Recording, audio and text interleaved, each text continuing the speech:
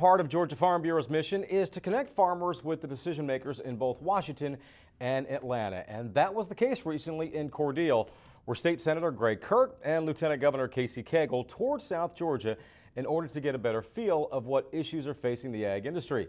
Damon Jones has the story. There's no better way of getting a message across than to meet face to face. And that was a chance farmers in Crisp County recently had as State Senator Kirk and Lieutenant Governor Cagle toured the area to get an up-close look at the agricultural industry. I had a lieutenant governor come into the district, and agriculture is so important and vital to what we do here in South Georgia that I thought it would be good to bring all our agricultural community together and kind of tell him what our concerns are, what our hopes and dreams are.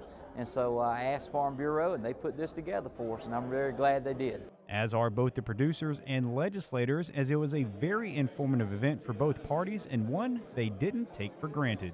And boy, the closer you can get to that and learning about what's happening, what the needs are, the better off you are. And right here, this is where the plow meets the ground. You know, these are the guys who are in the fields and they're telling us what's going on. And so I think it's great for them to be able to come together with us. Well, obviously, I mean, it's the #1 industry in our state, and we are very, very proud of what our farmers mean. It's a work ethic that only farmers understand, and it really is in our DNA.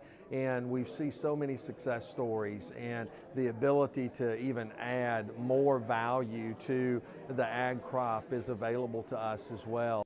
Along the way, a number of different issues were discussed about the ag industry, and most of them centered on rules and regulations and, of course, economics. Well, obviously, I think, you know, continue to make sure that there's consistency within policies and not only tax policy, regulatory issues as well.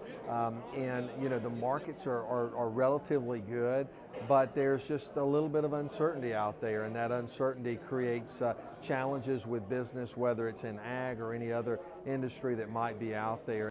Despite the challenges, government is hoping for business growth in the near future and is putting money where their mouth is.